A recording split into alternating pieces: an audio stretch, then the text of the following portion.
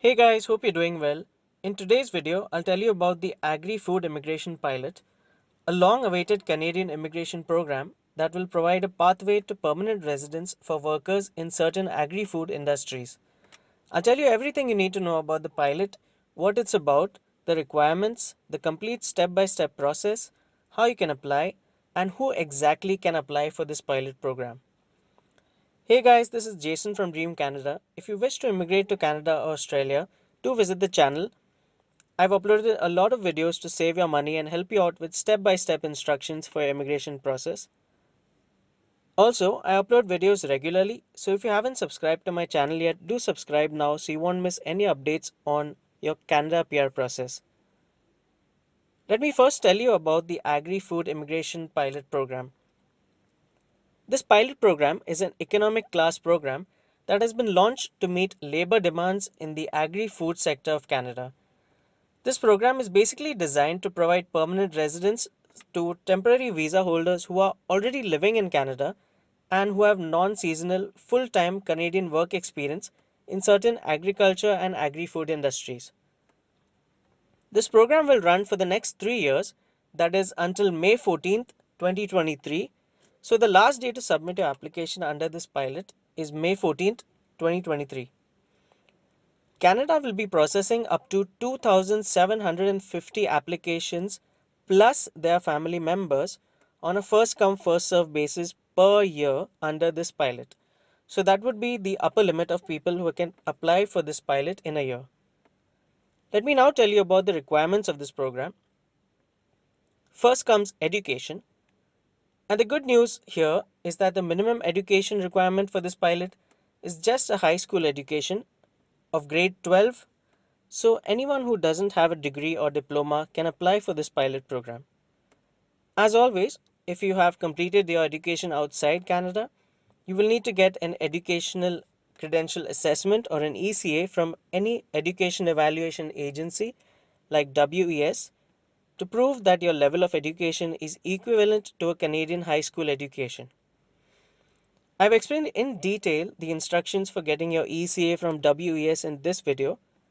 WS has the fastest processing time and their fee is also lower than any other evaluation agencies. I'll add a link to it in the description box. The next requirement would be a language proficiency test. You must clear an approved English or French language test like the IELTS, CELPIP, TEF, or TCF before you submit your application. In the case of IELTS, you need to make sure you take the IELTS general test as the academic one is only for students. The minimum level for IELTS is a very low CLB 4 level, which is pretty easy to achieve. I've made a video tutorial on how you can score well for your IELTS test with preparation tips for all modules like listening, reading, writing, and speaking. I'll add a link to this video in the description box. Let's move on to the next requirement, which is work experience. You must have a minimum of 1 year of non-seasonal full-time paid work experience in the past 3 years. That means you must have at least 1,560 hours of work experience in the past 3 years. Another very important criteria for your work experience is that it must be through the temporary foreign worker program, which means your employer has to submit a labor market impact assessment or an LMIA assessment within a minimum 12-month duration. Your work experience must be in one or more eligible NOC occupations as listed here.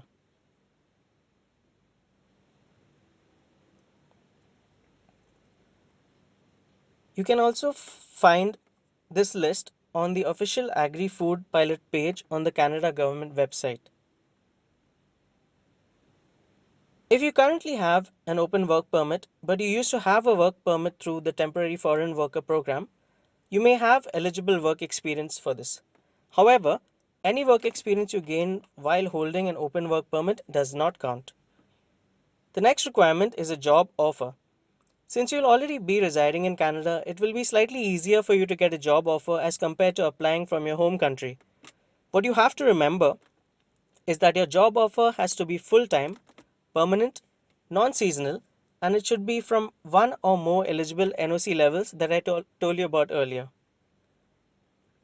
The next requirement would be your proof of funds or settlement funds, which is proof that you have enough money to settle in Canada with your family members for your initial expenses like rent, groceries, etc., until you get a job.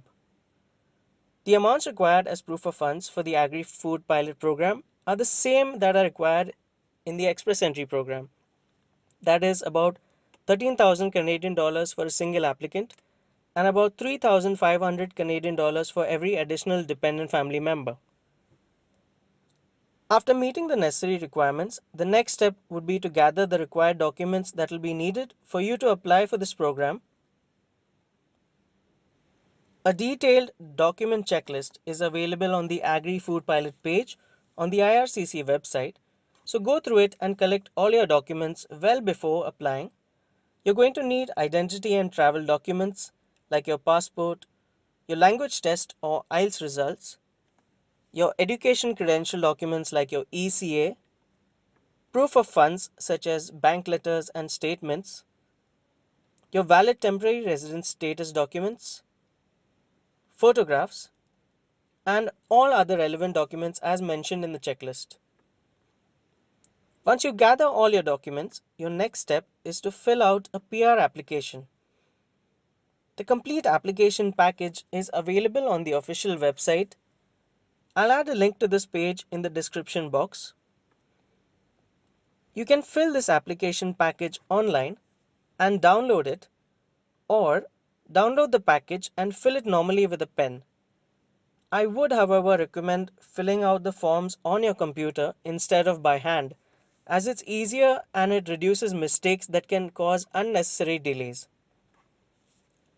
The next step would be getting your biometrics done and paying your application fee online. Here is the fee structure if you're applying from within Canada. Kindly save a proof of payment or a receipt, as you'll need to mail a hard copy of that receipt along with your application form and documents.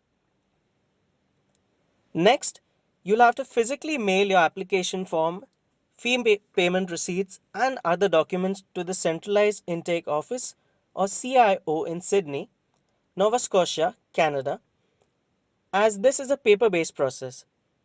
This is the address where you will have to mail your documents.